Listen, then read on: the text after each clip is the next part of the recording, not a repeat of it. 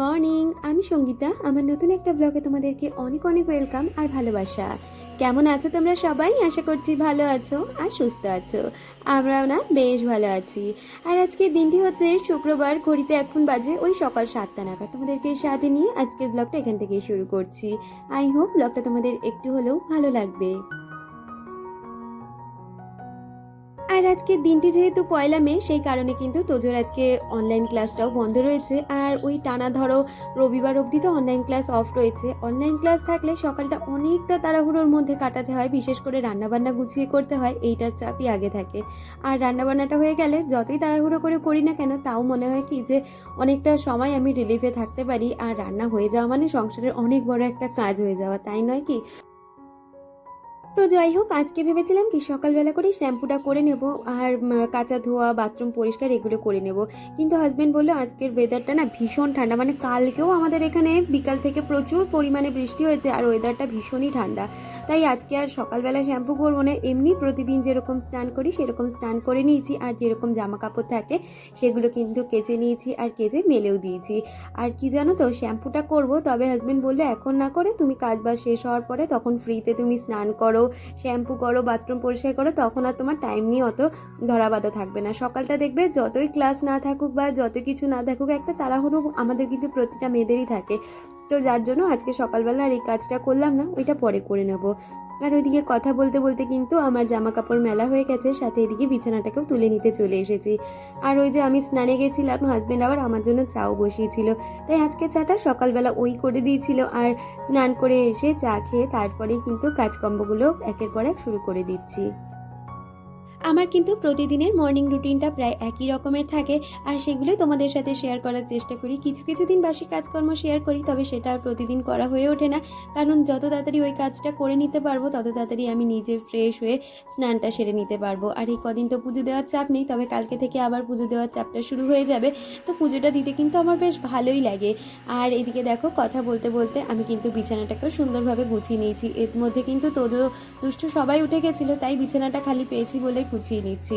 প্রতিদিন কিন্তু এই কিছুটা সময়ের মধ্যে আমি আমাদের দুটো ঘর পরিষ্কার পরিচ্ছন্ন করে তারপরেই রান্নার কাজে হাত দিই। আসলে ঘরদোর যদি পরিষ্কার পরিচ্ছন্ন থাকে তাহলে কিন্তু মনটাও বেশ ভালো লাগে আর অনেকটা কাজও এগিয়ে যায়। আর আমি ওদিকে কাজ করছিলাম বলে দুষ্টু এদিকে কিন্তু দুজনের জন্য হরলিক্সও বানিয়ে নিয়েছিল। তো ও আবার বলে তুই এত কাজ করিস সেটা দেখাস, আমিও তো মাঝে মাঝে কিছু করি সেটাও একটু দেখাস, তাই তোমাদের সাথে শেয়ার করলাম। ও কিন্তু মাঝে মধ্যে এরকম ছোটোখাটো কাজগুলো করে। তো যাই হোক, ওই ঘরটা পরিষ্কার করে এসে এখন এই ঘরটা পরিষ্কার করে নিচ্ছি। কালকে বিকালের বেশ কিছু জামা কাপড় ছিল যেগুলো আবার ভাঁজ করে উঠতে পারিনি, কারণ কি জানো তো, তোজোর যে যে টিচারের কাছে পড়ে সে আবার কিছুদিনের জন্য ছুটি নিয়েছে। আসলে সে হয়তো কোথাও ঘুরতে যাবে অথবা তার কোনো রিলেটিভের বিয়ে, সে কারণে প্রায় এক সপ্তাহ মতন ছুটি নিয়েছে। আর বিকালের দিকটা এখন তোজোকে আমাকেই দেখাতে হচ্ছে পড়াটা। তো সেই কারণে আর এই কাজটা করিনি। ওকে মোটামুটি ওই 6:30টার মধ্যে পড়তে বসিয়ে দিয়েছি, আর প্রায় 8:30 9টা অবধি ওকে নিয়েই বসে থাকতে হচ্ছে। তার মধ্যে আবার রান্নাবান্নাও করেছি। কালকে ওই যে বললাম প্রচুর ঝড় বৃষ্টি হয়েছিল, আর আমাদের এদিকে জানো তো একটু ঝড় হলেই কারেন্ট চলে যায়। তো এই সমস্যাটা আমাদের প্রতিটা সময় সম্মুখীন হতে হয়। আগে আমাদের বাড়িতে ইনভার্টার ছিল, আমার বিয়ের আগে বলতে পারো। তো আমার শাশুড়ি মা না সেই রকমভাবে ওটা মেনটেন করতে পারতো না। আর ওখানে তো জল দিতে হয়, তো জল না দিতে দিতে না আমাদের ইনভার্টারটা ব্যাটারিটা পুরো নষ্ট হয়ে গেছিলো, যার জন্য এখন তো প্রতি মুহূর্তে এই কারেন্ট যাওয়ার সমস্যাটার সম্মুখীন হতে হচ্ছে। আর গরমকালে আমাদের এইদিকে প্রায় কারেন্ট যায়, ঝড় বৃষ্টি হলে তো সেটার কোনো কথাই নেই। তো যাই হোক, কথা বলতে বলতে এদিকে দেখো, বললাম যেরকম বেশ কিছু জামা কাপড় ছিল সেগুলোকে ভাঁজ করে নিয়ে এখন এই ঘরটাকেও সুন্দরভাবে পরিষ্কার করে নেবো। আমাকে রিফা অফিসিয়াল থেকে কমেন্ট করেছিল, আমি জানি এটা নাজিরার চ্যানেল। তো নাজিরা আমাকে লিখেছিল, দিদিভাই তুমি কেমন আছো? আমি কিন্তু ভালো আছি, তোমার ভিডিও প্রতিদিন দেখি, তাও আবার টিভিতে, তাই তোমাকে কমেন্ট করে উঠতে পারি না। ওই দিন তোমার ভিডিওতে দেখছিলাম তোমার হাত কেটে গেছিলো, আমার না খুব খারাপ লেগেছিল, দুঃখ লেগেছিল, ভেবো না ভুলে গেছি। প্রতিদিন কিন্তু তোমার ভিডিও দেখি এবং পাশেও আছি, অনেক অনেক ভালোবাসা।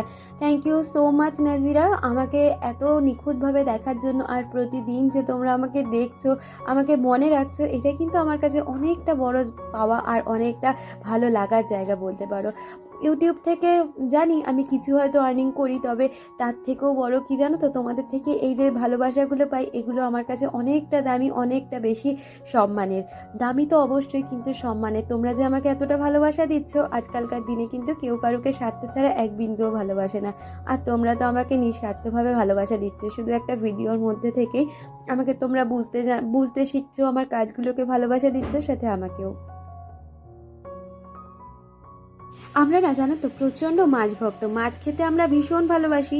মাংস তো আছে, ডিমও আছে, তবে মাছের মানে জায়গাটা কেউ নিতে পারে না। আর এই সপ্তাহে জানো তো, এই আজকে নিয়ে মানে 2 দিন মাছ খাওয়া হলো। আগে তো দেখতেই পেতে প্রতিদিনই সপ্তাহে মাছ খাওয়া হতো, শুধু রবিবার চিকেন বা মাটন এরকম রান্নাবান্না হতো। তবে এই সপ্তাহে যেহেতু ভোটের ছুটিটা ছিল, যার জন্য মাটন রান্না হয়েছিল, আর সেটা আবার 2 দিন ধরে খাওয়া হয়েছে, তাই জন্য মাছ খাওয়া হয়নি। আর এই যে দেখো, আজকে হাজবেন্ড বাজারে গেছে, বলেছিলাম এক রকমের মাছ নিয়ে আসতে।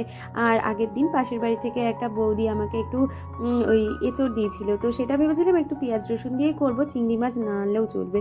তো তার সাথে দেখো মাছ এনেছে, চিংড়ি মাছ এনেছে, আবার মাছের ডিমও এনেছে, এতগুলো রান্নাবান্নার পদ এনেছে।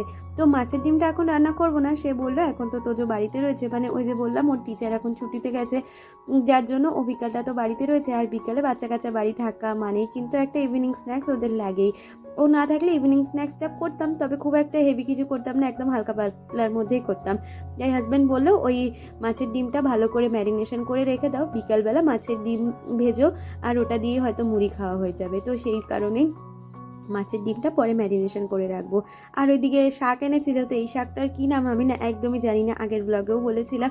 তবে শাকটা খেতে আমার ভীষণ ভালো লাগে। এটা আমি নিরামিষ দিনেও এমনি কাঁচা লঙ্কা ফোড়ন দিয়ে করি, আর আজকে যেহেতু আমিষের দিন সেই কারণে কিন্তু একটু পেঁয়াজ রসুন দিয়ে করব। আর জীবনে ফার্স্ট টাইম জানো তো এত সুন্দর করে আমি শাকগুলোকে কাটতে পারলাম। বটি দিয়ে না এত সুন্দর আমি কোনোদিনই চপ করতে পারিনি, তবে এই ছুরিটা আনার পরে আমার অনেকটা সুবিধে হয়েছে, বিশেষ করে এই শাকগুলো কাটার ক্ষেত্রে। আমার হাজব্যান্ড না আমাকে দেখে ভীষণ ভালো বললো। আসলে শাকটা বাড়িতে ওই কেটে দেয়, ও এত সুন্দরভাবে কাটে না, কেউ দেখলে বিশ্বাসই করবে না ওটা কোনো ছেলের হাতের কাজ। ওটা কিন্তু মনে হবে একটা মানে কি বলবো, আগেকার দিনের বয়স্ক মানুষরা যেরকমভাবে শাক কুচি করতো, আলু কুচি করতো, আমার হাজব্যান্ড সেরকমভাবে কাটাকুটিটা করতে পারে, যার জন্য আমার অনেকটাই সুবিধে হয়েছে। তবে সব সময় কি আর তাকে দিয়ে করানো যায়? তবুও ও কিন্তু ওইদিকে এঁচড় কেটে দিচ্ছে, পেঁয়াজ রসুন রান্নায় যা যা লাগবে সেগুলো কেটে দিচ্ছে, আর আমি বললাম দাও আমি শাকটা আজকে একবার ট্রাই করি কাটার। ও না থাকলে আমি কাটি, তবে সেক্ষেত্রে বটিতে কাটলে একটু বড় বড় হয়, আর আজকে ছুরি দিয়ে কেটেছি বলে খুব সুন্দর ফাইন চপ হয়েছিল জিনিসটা। আর ওদিকে দুটো গ্যাসে দুটো কড়াই বসিয়ে দিয়েছি, একটাতে মাছ ভাজা করে নেব, আর একটাতে শাক বসিয়ে দেবো। তো শাকটা করার আগে আমি আগে রসুনগুলোকে ভালো করে থেতো করে নিচ্ছি। ওই 4টে পরিমাণে রসুন দিয়েছিলাম, আর এখন কড়াইতে সর্ষের তেল দিয়ে রসুনটাকে আর কাঁচা লঙ্কাটাকে ভালো করে ভেজে নেব। তারপরে শাকটা দিয়ে ওপর দিয়ে পেঁয়াজটাকে দিয়ে দেবো। পেঁয়াজটাকে আর ভেজে দেবো না, কারণ এইভাবে পেঁয়াজ দিলে না আমার শাকটা খেতে খুব ভালো লাগে। আমি অনেক সময় লাল শাকও এরকমভাবে রান্না করি, সেক্ষেত্রে খুব ভালো হয় খেতে। আজকে শাকটাও না খুব ভালো হয়েছে, শুধু শাক বলবো না, আজকে যে কটা রান্না করেছি সবাই বলেছে ভীষণ সুন্দর হয়েছে। এঁচোড়টাও না দারুণ হয়েছিল। আমাকে রিয়েল ব্লগার চ্যানেল এপি থেকে আলপনাদি কমেন্ট করেছিল, দিদি লিখেছিল খুব সুন্দর হয়েছে ভিডিওটা, থ্যাংক ইউ দিদি। আর হীরা আমাকে কমেন্ট করেছে, সে লিখেছে ভালোবাসা দিয়ে পুরো ভিডিওটা দেখে নিলাম, অনেক ভালো লাগলো দিদি, থ্যাংক ইউ সো মাচ। তোমরা আমাকে এত এত ভালোবাসা দিচ্ছ আর এত সুন্দর কমেন্ট করার জন্য। আর আমার রিয়া বান্ধবী কমেন্ট করেছে, সে লিখেছে লক্ষ্মী বউ আমাদের। তো জানি না লক্ষ্মী বউ কিনা, তবে সংসারে লক্ষ্মীশ্রী বজায় রাখতে অনেক ছোটোখাটো কাজ তো আমরা করেই থাকি। আমার মনে হয় আমার মতন তোমরাও করে থাকো, আর রিয়া তো নিশ্চয়ই করে। তো যাই হোক, কথা বলতে বলতে এদিকে মাছগুলোকে না ভালো করে ভেজে নিচ্ছি। আর আজকে যেহেতু বোয়াল মাছ এনেছে, আর বোয়াল মাছ তো জানোই কীরকমভাবে ফাটে, তো আজকের বোয়াল মাছগুলো এতটাই পরিমাণে বড় ছিল যে ছোট কড়াইতেও ভাজা যাচ্ছিল না। আর ওই দেখো কড়াইতে মানে দিতে না দিতে মাছ কিন্তু ফেটে যাচ্ছে। আজকে মাছ ভাজা নিয়ে আমি এত মানে অশান্তিতে ভুগেছি, অশান্তিতে মানে কি বলতো, গায়ে হাতে ছেটেনি, তবে ওই যে চারিদিকে এত তেল চিটচিটে হয়ে গেছে না, আমি রান্না করছি আর আমার শরীরের মধ্যে কীরকম একটা উদ্বেগ করছে যে কতক্ষণে রান্না শেষ করে ওইগুলোকে আগে পরিষ্কার করব। এত শখ করে জিনিসগুলো বানিয়েছি, আর সেগুলো যদি একটুতেই নোংরা হয়ে যায় না, সত্যিই ভীষণ খারাপ লাগে। চেষ্টা তো করি নিজের সাধ্য মতন সমস্ত কিছুকে সুন্দরভাবে গুছিয়ে রাখার, তবে 19 থেকে 20 হলে আমার ভীষণ গায়ে মানে কি বলবো একটা অসহ্য যন্ত্রণা শুরু হয়ে যায়। তো যাই হোক, কথা বলতে বলতে ওদিকে মাছগুলো ভাজতে ভাজতে এদিকে কিন্তু আমি এঁচোড়টাকেও সিদ্ধ হতে বসিয়ে দিলাম। আর এদিকে দেখো দুষ্টু কিন্তু পুজো দিয়ে যাচ্ছে, আর গাছে সেই ছোট ছোট আমাদের যে টগর ফুলগুলো হয় সেগুলো দিয়ে সুন্দর করে পুজো দিয়ে নিচ্ছে। আমি তাই বললাম আজকে দিনটা লাস্ট দিয়ে নে, কালকে থেকে আমিই দেবো। আমি যেহেতু সকালবেলা করে পুজো দিই, আর ও তো অতটা সকালে ওঠে না, তবে ও কিন্তু কম যায় না, মোটামুটি 9টার মধ্যে স্নান করে সুন্দরভাবে ঠাকুরকে পুজো দিয়ে দিচ্ছে। আসলে আমার না খুব একটা কি বলতো, চা খাওয়ার আগে বা কোনো কিছু মুখে দেওয়ার আগে আগে ঠাকুর পুজোটা দিতেই লাগবে। আমার অবর্তমানে যারা দেয় তারা দেরি করে দিলেও আমার অতটা সমস্যা হয় না, তবে আমি যখন দিই আমার মনে হয় আমি চা বিস্কুট খাওয়ার আগে আগে যদি ভগবানকে একটু সেবা দিতে পারি সেটা আমার কাছে অনেকটাই বড় জায়গা। তো যাই হোক, বনিতা আমাকে কমেন্ট করেছিলে, বনিতা লিখেছিলে দিদিভাই তুমি কেমন আছো। আমি খুব ভালো আছি গো বনিতা, তোমরা কেমন আছো অবশ্যই জানিও। আর তুমি লিখেছো পুরো ব্লগটা খুব সুন্দর হয়েছে, তোমার জন্য অনেক অনেক ভালোবাসা রইলো। থ্যাংক ইউ সো মাচ বনিতা, এইভাবেই পাশে থেকো আর আমার সাথে সব সময় থেকো, ভালোবাসা দিতে থেকো, যাতে আমি আমার ইউটিউব চ্যানেলে নিজের একটা পরিচিতি তৈরি করতে পারি।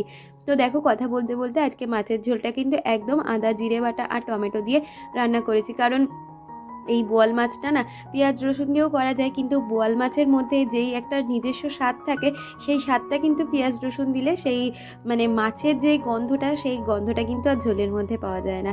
যার জন্য আমি কিন্তু এখন থেকে বোয়াল মাছটা এরকমভাবেই রান্না করি, একদম হালকা পাতলাভাবে। আর বোয়াল মাছটা খেতে একটু মানে ওই পায়েস পায়েস টাইপের হয়, তো তো ওই গন্ধটাই ভীষণ পছন্দ আর ভীষণ ভালো লাগে। আর ওইদিকে ওদের জন্য টিফিনে আজকে করে দিয়েছিলাম কিন্তু ম্যাগি, আর হাজব্যান্ড ওইদিকে ছাতু মুড়ি খেয়ে সে কিন্তু আবার অফিসে বেরিয়েও গেছে। তো দেখো ওইদিকে ওদের টিফিনটা দিয়ে এখন কিন্তু আমি ভাতের জন্য চালটাও ধুয়ে নিচ্ছি, এখন ভাতটাও বসিয়ে দেবো আর একে একে রান্নাগুলো করে নিচ্ছি। আজকে বলতে পারো অনেকগুলো পদই রান্না হয়েছে, তোজোর ক্লাস থাকলে সেরকমভাবে তো পদ বাড়িয়ে রান্না করতে পারি না, কখনো একটা ভাজা বা কখনো কিন্তু মাছের ঝোল দিয়ে রান্নাটা করে দিই। আজকে সেক্ষেত্রে একটা তরকারি হয়েছে, মাছের ঝোল হয়েছে, সাথে আবার শাক ভাজাও হয়েছে। তো ছুটি ছাটা থাকলে এই রকম রান্নাবান্না করতেও কিন্তু ভালোই লাগে আর করাও যায়, কিন্তু লিমিটেড সময়ের মধ্যে কিন্তু এই সব কাজগুলো হয়ে ওঠে না। তো ওইদিকে ভাতটাও আমার হয়ে গেছে, আর ওইদিকে না মশলা কষাচ্ছিলাম, সেটাও আবার এঁচোড়ের জন্য। এঁচোড়ের রেসিপিটা তোমাদের সাথে শেয়ার করিনি, ওইটা আমার মিনি ব্লগের জন্য তুলে রাখলাম, পরে কোনো একটা ভিডিওতে শেয়ার করে দেবো। আর ওইদিকে এঁচোড় আর আলুটাকে ভেজে নিয়েছিলাম সিদ্ধ করে, আর ওইদিকে মশলাটাও কষিয়ে নিচ্ছি, আর ওগুলো মশলাটা কষাতে কষাতে এদিকে মাছের ডিমটাকেও ভালো করে মাখিয়ে রাখছি। এখানে খুব ফাইন চপ করে একটু পেঁয়াজ কুচি একটু লঙ্কা কুচি দিয়ে, আর তার মধ্যে না একটু বেসন দিলে ভালো হতো, তবে আমার ঘরে আজকে বেসন ছিল না, আমি সামান্য পরিমাণে একটু ময়দা দিয়েছিলাম আর নুন হলুদ দিয়ে ভালো করে ম্যারিনেশন করে রেখে দিয়েছিলাম। বিকালবেলা যখন আমরা ইভিনিং স্ন্যাক্স করব তখনই এগুলো ভেজে নেব।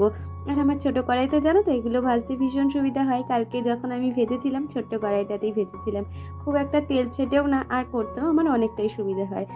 তো আমাকে মিতালি দি কমেন্ট করেছে, দিদি লিখেছে খুব ভালো লাগলো ভিডিওটা, এই রকম এক আধ দিন রান্না না থাকলে খুব ভালোই লাগে তাই না, অন্য কাজগুলো নিশ্চিন্তে করা যায়।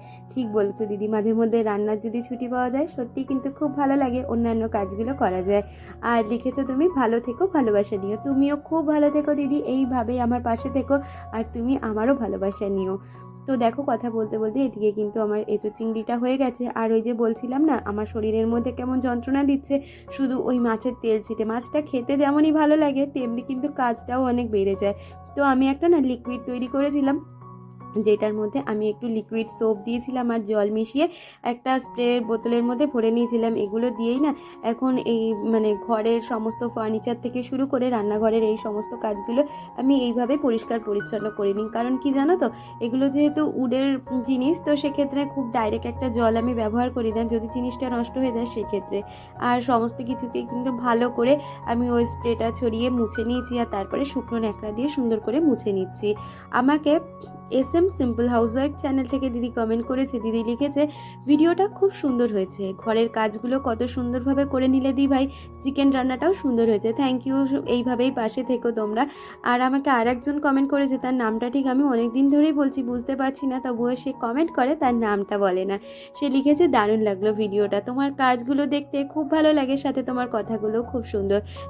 আসলে আমি যেই কাজগুলো করি সেগুলোরই গল্প তোমাদের সাথে করি, আর মাঝে মধ্যে নিজস্ব লাইফ সম্পর্কে কিছু কিছু ছোটো ছোটো গল্প তোমাদের সাথে করে উঠতে মানে করতে পারলেও আমার খুব ভালো লাগে, কারণ গল্প করার সঙ্গী বলতে তোমরা কিন্তু আমার কাছে অনেকটাই একটা বড় জায়গা নিয়েছো।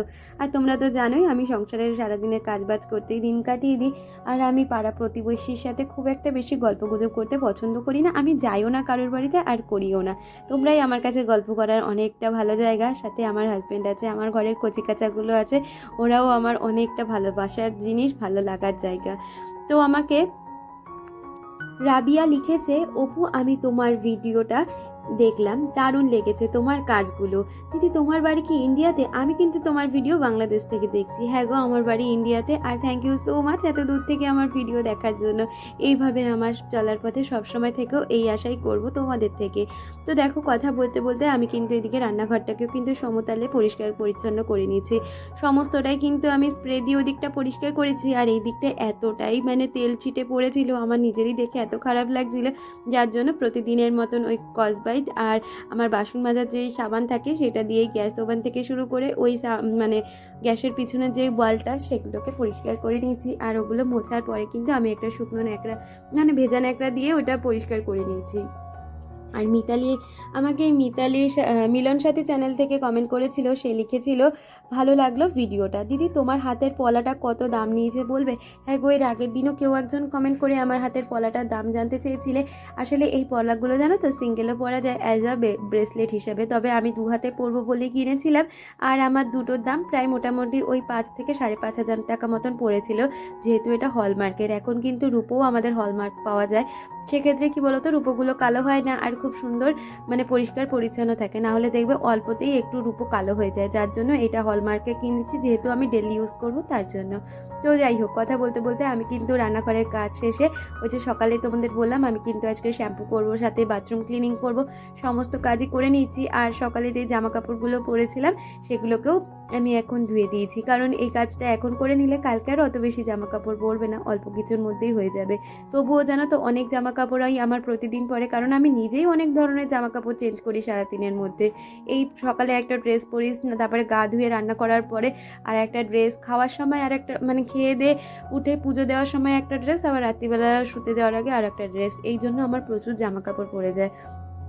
তো দেখো ওইদিকে জামা কাপড়গুলো মেলে আমি কিন্তু প্রতিদিন এই মানে স্কিন কেয়ারটা করি না, তবে আজকে ইচ্ছা হলো একটু স্কিন কেয়ার করার, তাই জন্য করে নিলাম। আমি ফেস ওয়াশ দিয়ে তো মুখটা ধুয়ে এসেছি, আর এখন একটা ময়শ্চারাইজার মেখে নিলাম, যেটা পন্সের লাইট ময়শ্চারাইজার। আমি ওটাই ইউজ করি সবসময়, মেকআপ করার আগেও ওইটা ইউজ করি।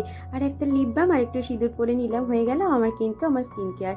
আর তারপরে অনেকটা সময় কাটিয়ে লাঞ্চটাও করে নিয়েছিলাম। তাহলে বন্ধুরা, আজকের ভিডিওটা এই পর্যন্তই রাখছি, দেখা হচ্ছে পরবর্তী ভিডিওর সাথে। ততক্ষণ তোমরা ভালো থেকো, সুস্থ থেকো।